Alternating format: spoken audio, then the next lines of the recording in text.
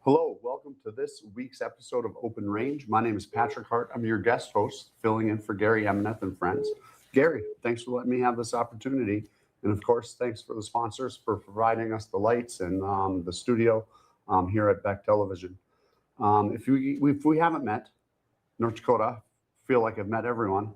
My name is Patrick Hart. I've been involved in Democratic politics for over 10 years now. I've ran the state party. I've ran for lieutenant governor, state auditor.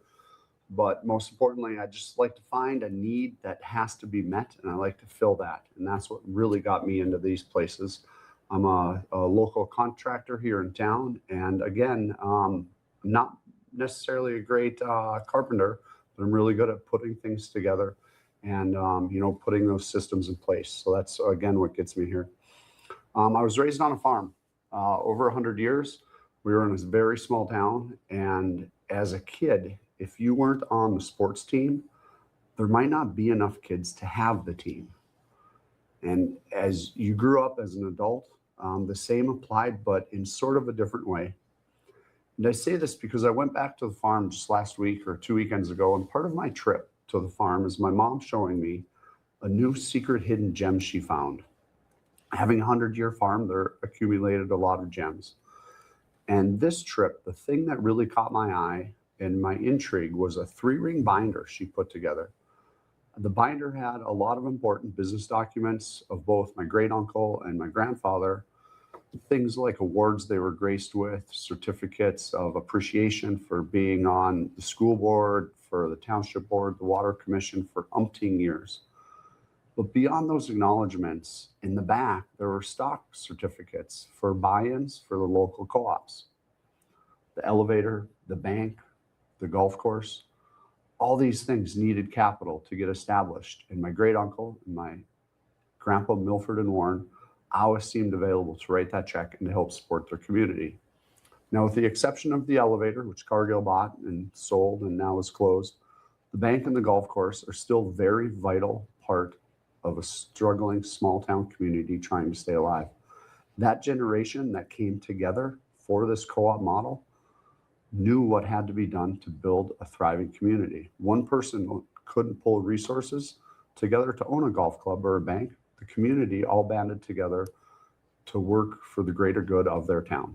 This model has worked in North Dakota. This model still works in North Dakota. As a kid, if you didn't play, there might not be a team. And as an adult, we still need you in the game. This week, I have with me District 47 Senate candidate Bill Patrie and District 37 House candidate Shelley Lenz, and they both know how the North Dakota co-op model works. You guys, thanks for coming to the show. Bill, I wanted to start out with that intro because as I was reading your bio, you are kind of Mr. Co-op here in North Dakota. Has anyone called you that before? Yeah, they have. Have they really? Yep.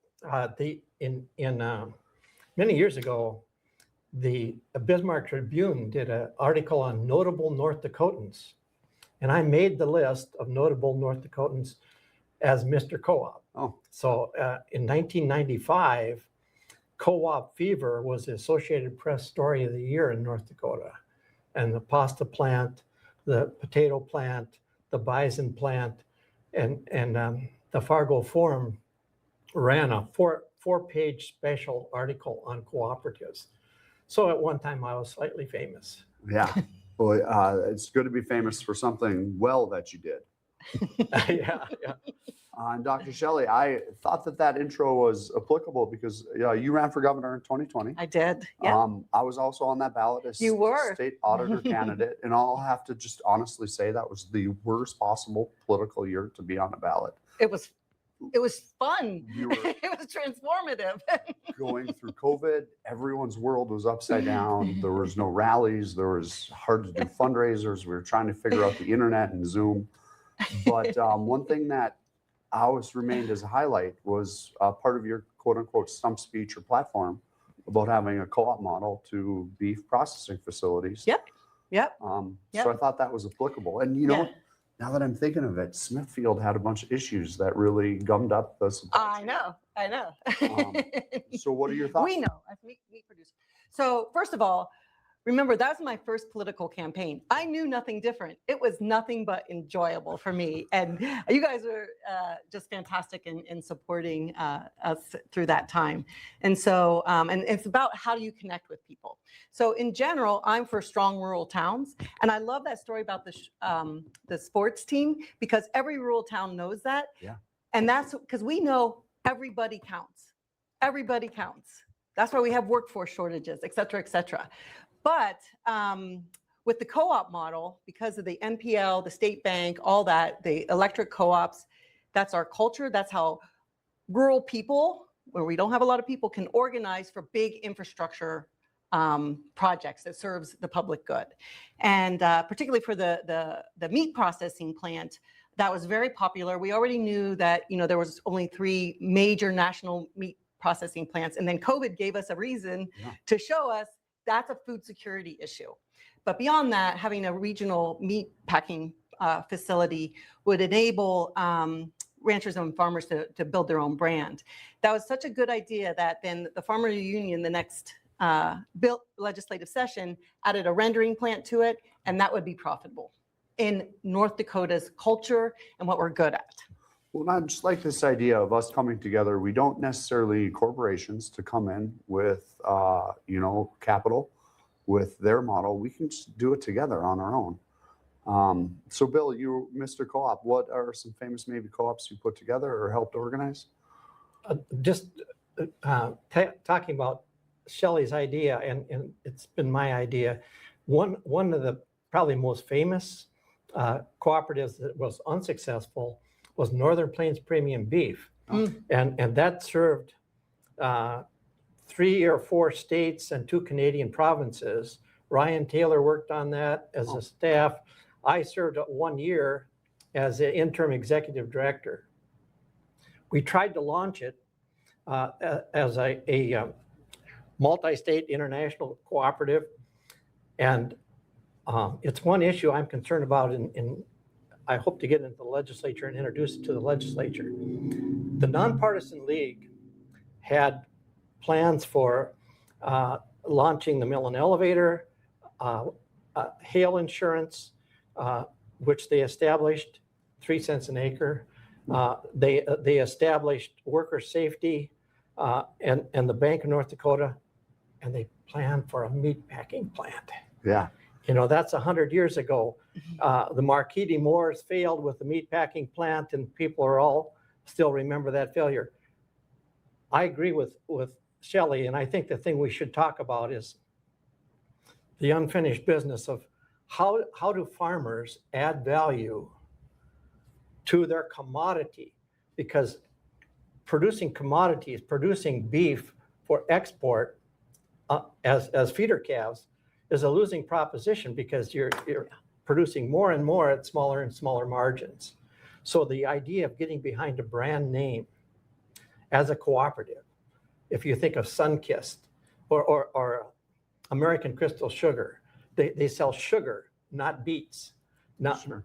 We can do that in beef, and that leads to further conversations on what is the role for the state to make that happen. And I think the co-ops I've been involved with, we've converted durum wheat. North Dakota is the #1 producer of durum wheat into pasta.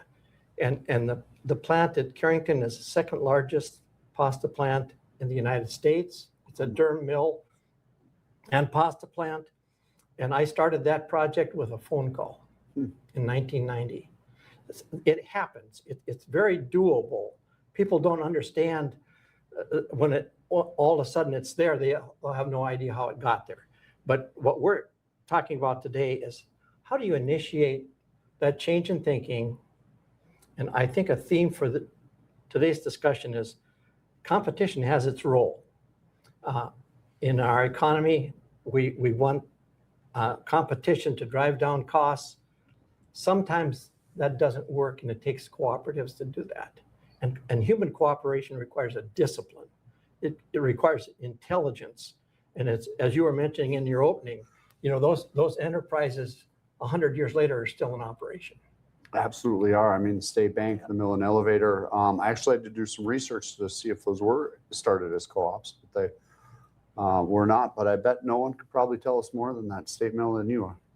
Well, the state mill and elevator, and this is a learning opportunity for our viewers and listeners. The nonpartisan league thought they should establish a terminal mill and elevator in Duluth, and they'd be shipping flour on the Great Lakes. Oh. Now, the politics were such that Grand Forks was as far east as you could get, so that's where it's at. Yeah. And politics plays a role. But if you looked at meatpacking as an example, the Dem-NPL meatpacking plant is in Aberdeen. It's perfectly located, and if the state of North Dakota cooperated with the state of South Dakota and put together an opportunity to buy that plant from the venture capital company that owns it, and allowed workers to be partial owners, and the people who delivered the beef to be partial owners to participate in the profits, think what that would do for our economies, to add value to our corn by feeding it in North Dakota rather than exporting the corn, feeding our feeder cattle here, giving Shelley something more to work on in the winter months because you have cattle feeding here. Those opportunities are in front of us. And I don't mean this in a negative way, but a farmer working his guts out to keep the farm viable doesn't have time to plan this out. Sure. So that's where state government and others can help think through these ideas, put the numbers to them, and make that work. I love it. And I'm sorry, I do have to break for commercial. Patrick Hart interviewing two change agents, Dr. Shelley Lenz and Bill Patrie, both running as candidates.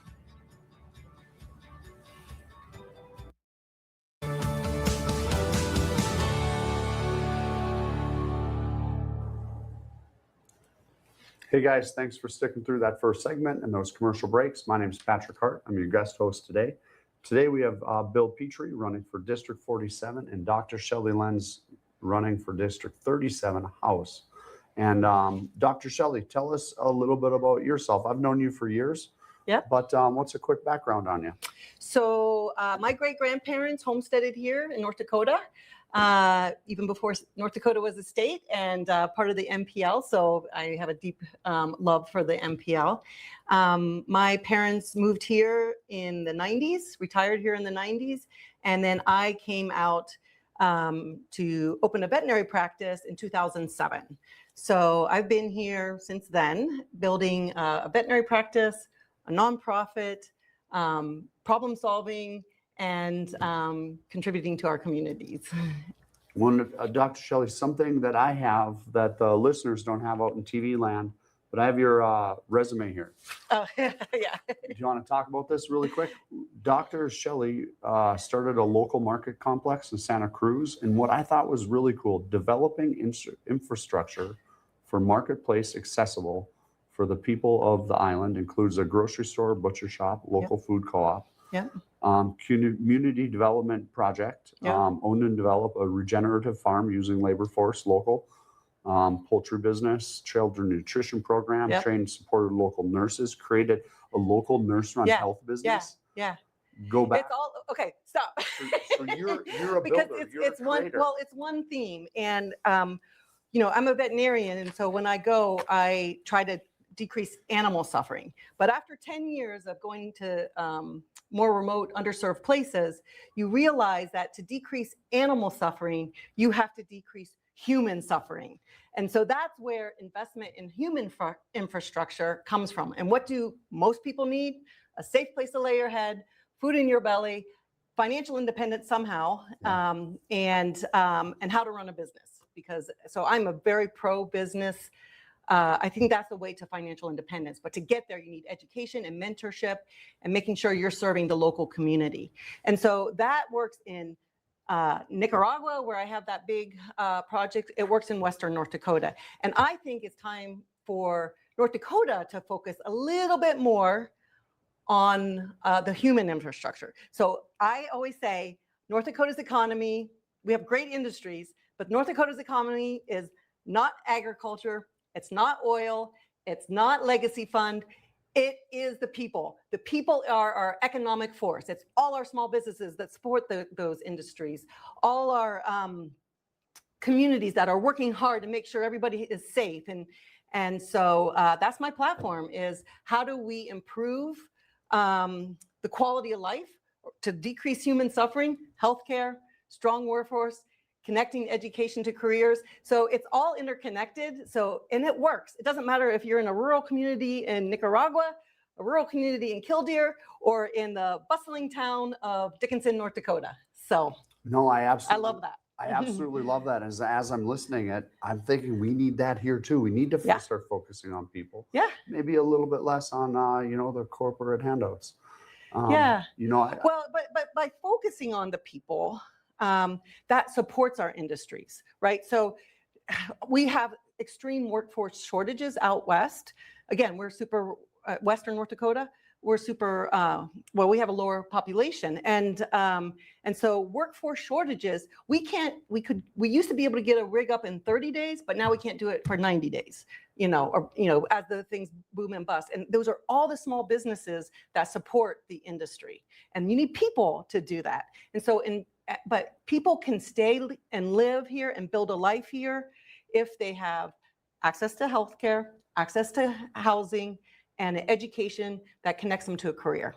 And they can build a life here, because we have, I personally believe, one of the best quality of life here.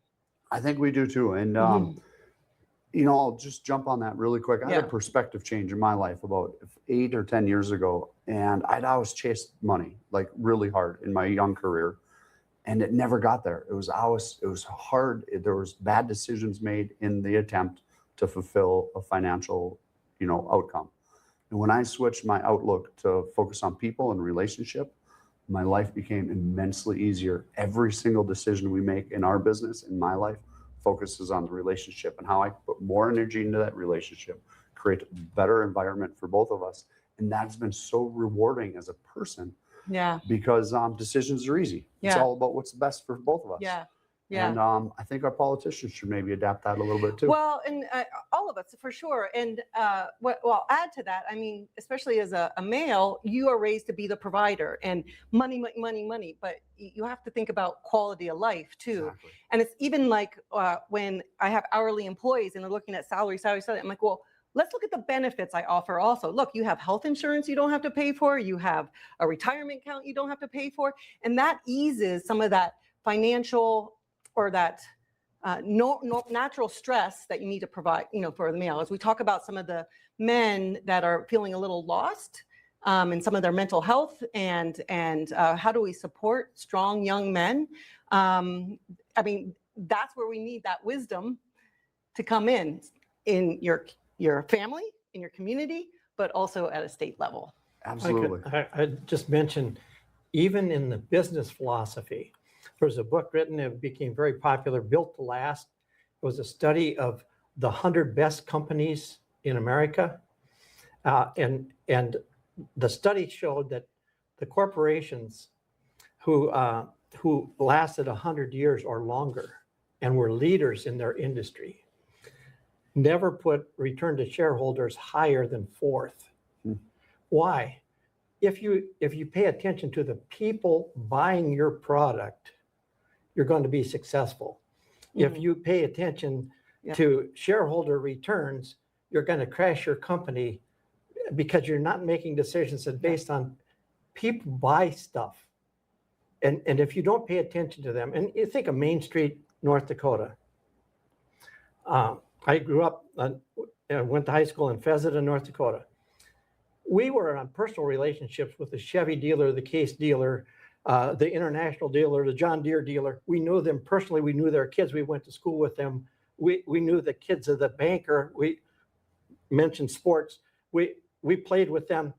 That was one integrated thing. Right. And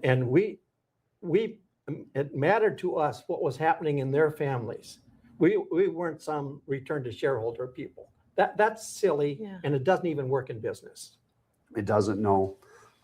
Again, putting good out there, taking care of our people just seems like a basic promise with society that we all have. Now, Dr. Shelley, you have a couple different communities maybe you live and operate in. What's something that maybe you've noticed makes a big difference out in, Dickinson or Kildare that maybe the local government has done or hasn't done? Hands down, the biggest investment that's happened since I think 2020 is the Southwestern Career and Technical School. And this is connecting high school students to careers that they have to open their eyes to what can be possible. That's connecting education to careers. And so they have experts kind of teaching them some skills, but then they partner with about 36 businesses. I am one of them. I'm also on the health advisory board on that.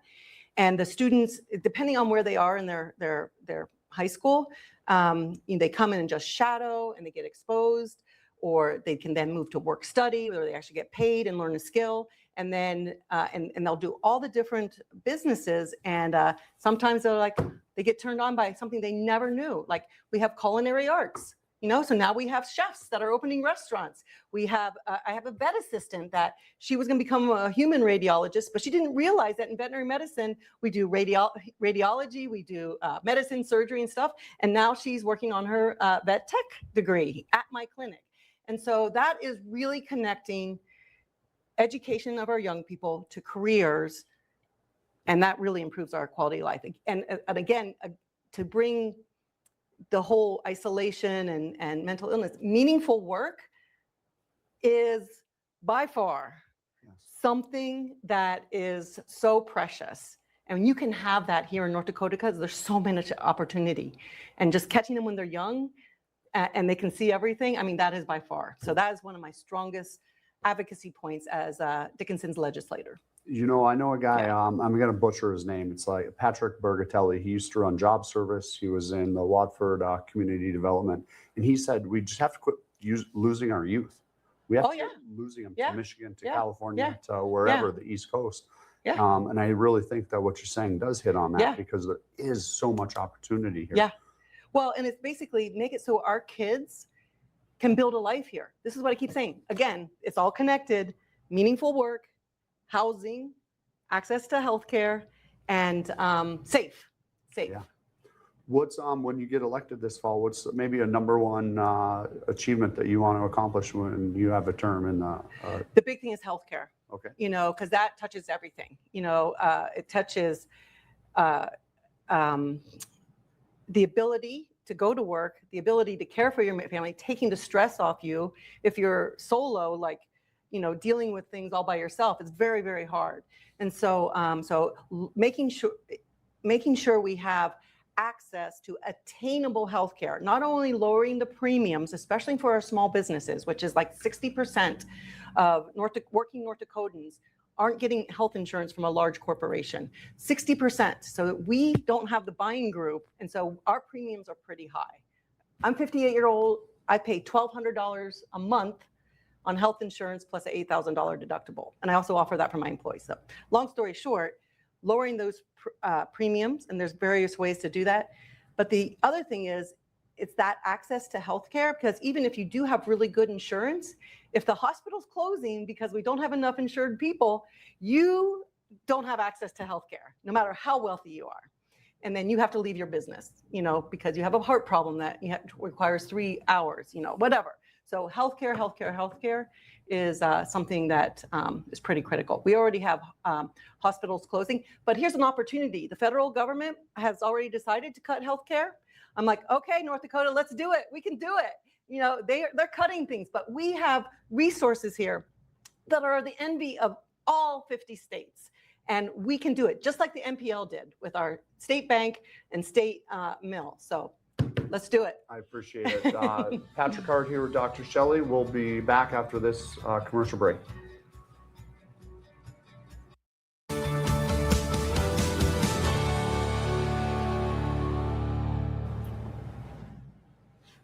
Welcome back from that commercial break. My name is Patrick Hart, and I'm joined here today with Dr. Shelley Lenz, running for District 37 House, and Bill Patrie, running for District 47 Senate. Now, Bill, we already kind of talked about you being Mr. Co-op. What's maybe about your background that makes you an amazing, competent, well-qualified, put-together person to vote for this cycle? It's fun to talk about. because I grew up in Wells County. The house I came home to when I was born in Carrington didn't have electricity, didn't have phone service. It didn't have running water. And so in my lifetime, I was born in 1949. In my lifetime, I have seen amazing transformations. But one of the most amazing things that happened to me and why I think I'm super qualified to help lead the state, and I don't mean that in a political sense, I mean in an intelligent, intellectual sense, an emotional sense, was I enrolled in vocational agriculture and learned parliamentary procedure. And I know how to run a meeting. And I know how to get people to make corporate decisions together and have discussion and move on. And that has been useful in forming cooperatives. Because I worked for the rural electrics for 16 years, I've been in nearly every city in North Dakota in rural places. And now I've been in Bismarck for 41 years. I've been to the legislature many, many years. I understand state government, I understand local government, county government. What I bring, I think, is different than most politicians. Is I'm not in competition with Republicans or Democrats. You don't really win a political race. Winning is moving everybody together to a better place. And I think I can help folks do that. My gosh, you hit the nail on the head. It's almost like it hit me like a brick wall. Moving everyone to a better place seems spot on. Yeah. I honestly wish every politician would speak like that. Now I'll tell you, Bill, in preparation of this, you sent me a platform. And as I read through your platform, looking for questions to ask you, the theme of creating value-added ag and energy products to export is in everything you have on here. And I was really excited on energy. You even talked about the same is true of solar and wind resources. We can capture those, convert them, and then sell them on the grid. Is that going to be your main focus, creating value-add products? Trying to narrow, yes, it'll be a focus. And we talked earlier about beef processing. I want to be involved in that and helping people think through that. That's one immediate one that's in front of us.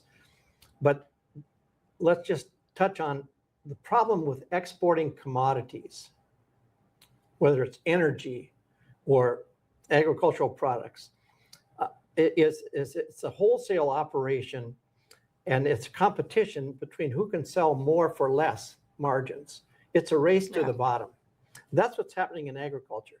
So in energy, when I was the economic development director for the state between 1985 and 1990, I met frequently with the university presidents and especially Tom Clifford at UND. And Tom told me about North Dakota's original research committee was the president of the Agricultural College at Fargo, UND president, and the ag commissioner. Here's energy for you. Those were the guys that mapped the coal veins. Okay. And well, what should we do with the coal? And they said, well, convert it to energy, electricity. But that wasn't enough. They suggested that they use that to create electric arc furnaces and refine bauxite into aluminum. And now I went to Iceland, and that model is what they're doing with geothermal. They import the ore, they refine it on board ships using geothermal generated electricity.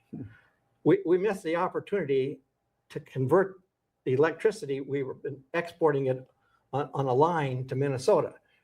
Now we're talking about data centers and other manufacturing, but let's look downstream. And this is one thing I agreed with Doug Bergamon. Converting coal to electricity for export is the wrong thing to do. We can make fertilizer from coal. We can pull the hydrogen off the gas stream and turn it into fertilizer. So that's, yes, value-added agriculture, converting agricultural products to food and converting energy to products that people higher value and capturing that value. No, Bill, I absolutely agree with you. For one, let's definitely commoditize these raw goods.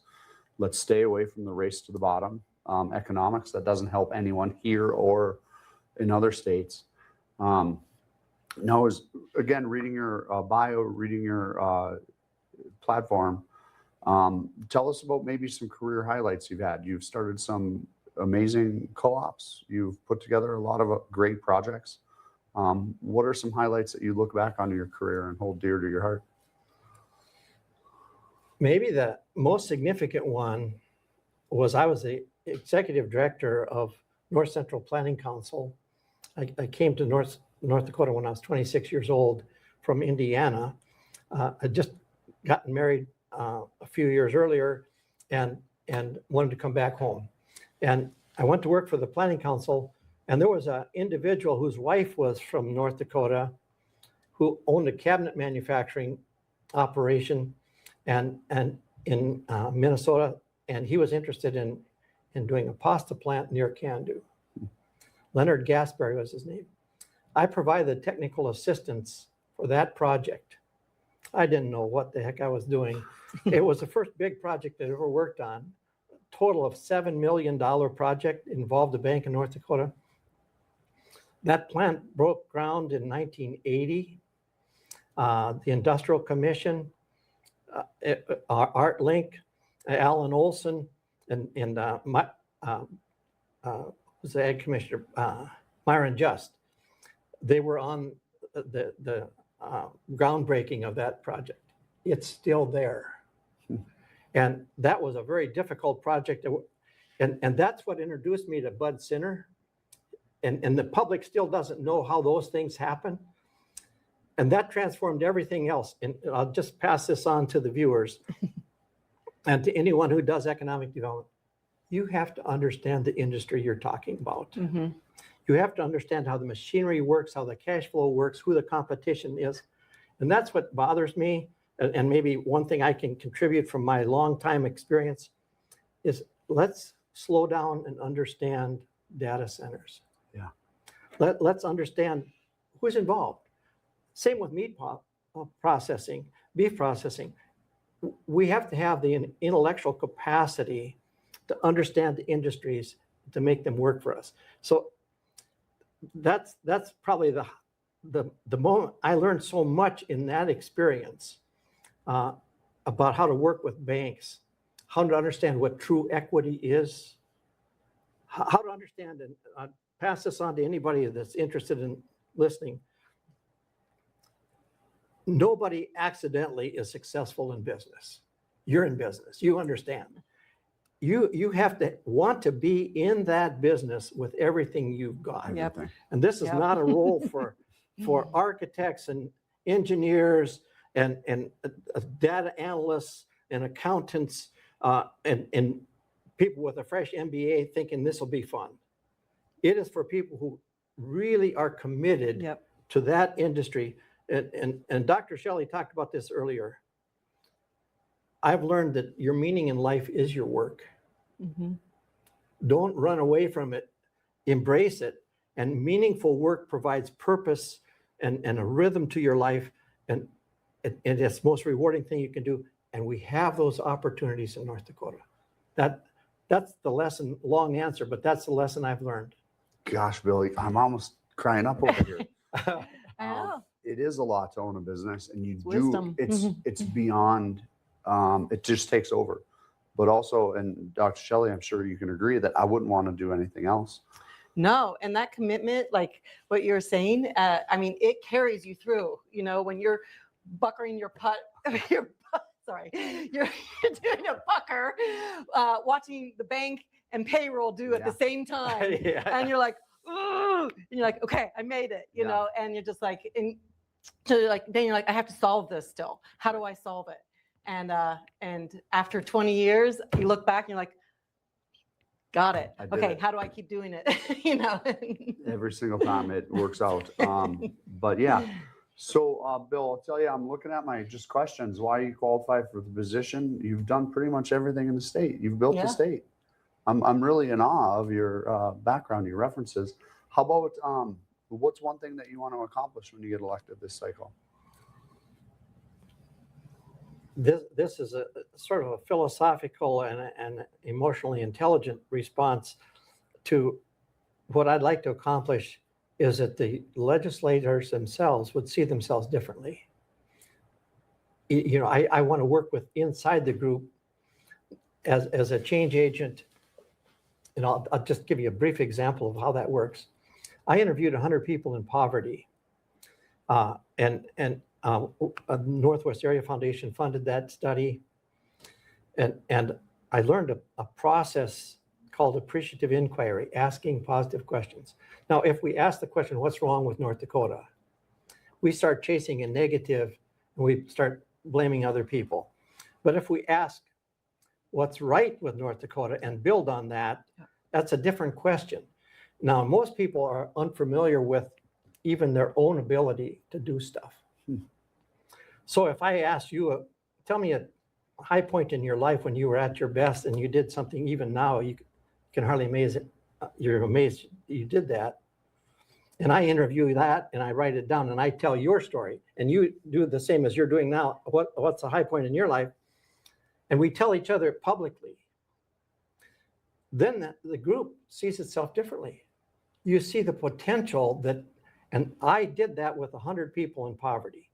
And I'm telling you, people in poverty have grit and determination and ability to fight through obstacles. And I would bet on them all the time. I would bet on the North Dakota people. Now, I want to bring that idea to the state government and the state legislature. It's not important to be a Republican or Democrat. It's important to be a member of the Peace Garden state, and let's build this sucker. Answered like a true statesman. Back after this commercial break.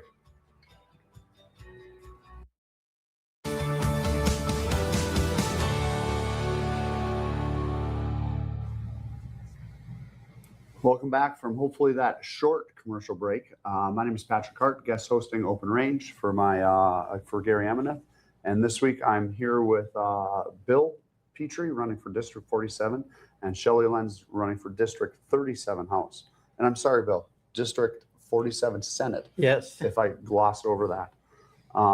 Now, Shelley, we talked briefly in our little commercial break there about what it would be like to be a small town representative living in rural North Dakota. This is going to be the job that you're tasked with this fall. Yeah, and it's an important transformative time. So we are, I am all about strong rural towns. And remember, rural means we don't have a lot of people. So that also means that we don't have a lot of legislative representation. So we have 3 legislatures in Dickinson, and 2 of them were in very powerful positions in the Senate chair, and Mike LaFleur, who just retired, was the House chair. That means they were powerful legislatures. But still, the math is against them because we have 3 legislatures in an oil hub city that has very, very different economic needs than our more urban friends on the east side, Grand Forks, Fargo, and Bismarck. And so ultimately, and they have different economics and interests. So ultimately, you know, the math is hard for rural legislatures. But now we have kind of a fresh plate. And so here you have a pro-business, pro-energy, pretty dynamic, who knows how to take a punch legislator that also is free to make coalitions all up and down for what's best for Dickinson and Western North Dakota. And I've lived it. I know how to problem solve. I know how businesses work. I know how relationships build. And I can take complex ideas because I've lived it, and also that's what I do for my living, and move it into simple information so that we can make the best decisions. And I think this is going to be a pretty transformative time. This is a chance to get somebody in the legislature that has that deep connection. I think you're just an amazing local candidate because of your, I'm going to call it political career too. As governor, you went all over the state. You were in every district. You talked to people, you learned about what the state needs. Yeah. And I think that's important to have that perspective locally as well. Can I add to that? So my whole career as a scientist, prior to being a veterinarian, I have a PhD in the neuroscience field. You need to follow the evidence. You come up with a hypothesis, You do the experiment, come up with the evidence. If it doesn't support it, you let it go, or you open up new knowledge. Same with a veterinarian. You diagnose before you prescribe, because without a diagnosis, medicine is poison and surgery is trauma. So diagnose before you prescribe. So that's why going out and listening to people, at door knocking, it is the best. Accepting what they think is true, doing your homework, and then letting go of ideas that just you are in love with, but maybe it really isn't as practical as you thought. So that is like what I've been doing for the last 20 years, brings also to the legislature. I think that's an amazing perspective.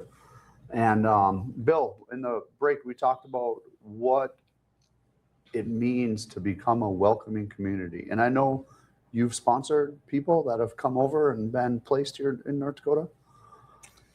Yes, my wife and I have sponsored humanitarian parolees from the Ukraine, 3 different families, once in Dickinson and 2 here in Bismarck. And the whole idea of supporting Ukraine, it's a wonderful, beautiful, old country, wealthy country, agricultural society. Those folks sought safety here, but not just from the Ukraine, all over the world. This is the Statue of Liberty, and give me your tired and your poor. That's who the heck we are.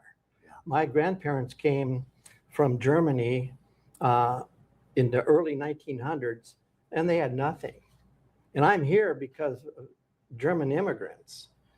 And my mom came to North Dakota with nothing in 1941, and she finished the 8th grade.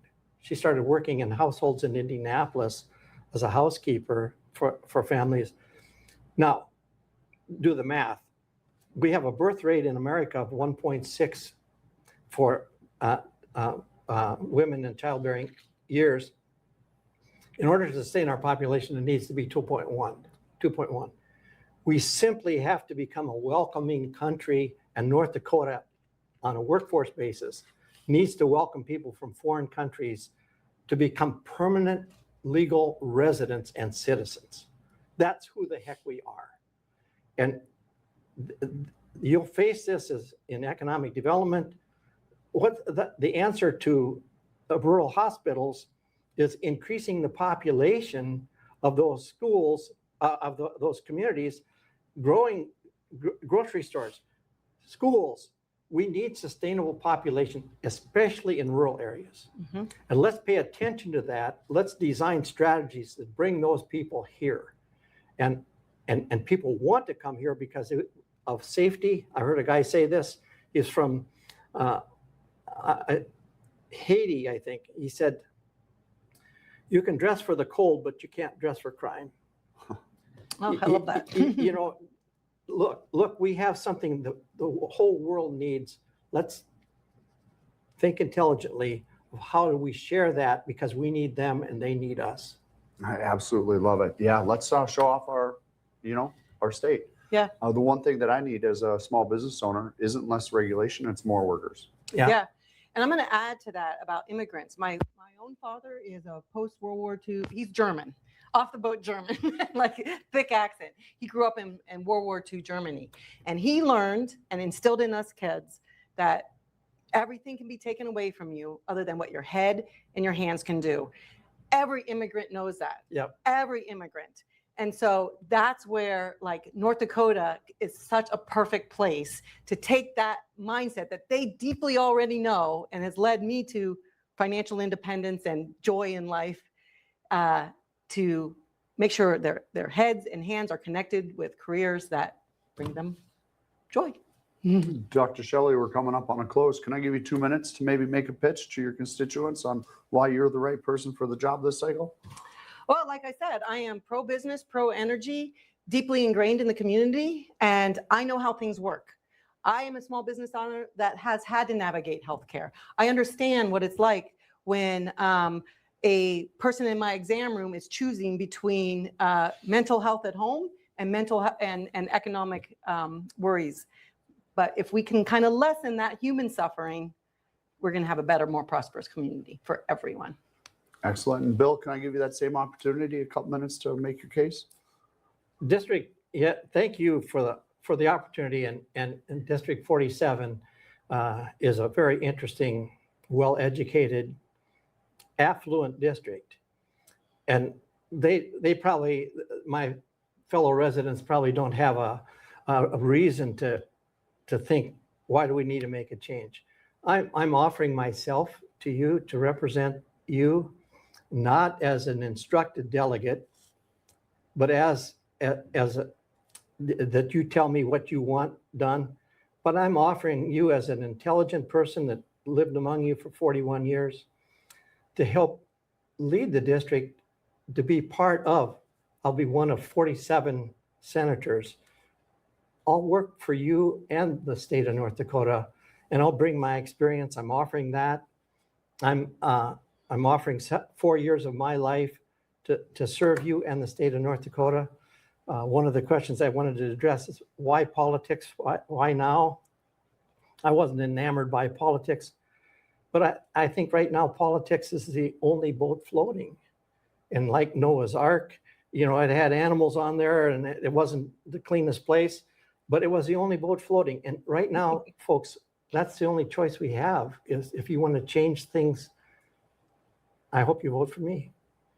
Well, you know, one thing that I'll tell you, I took from Dr. Shelley on the campaign trail, you said, you know, as far as maybe a lot of constituents have always voted Republican or always stuck to one side.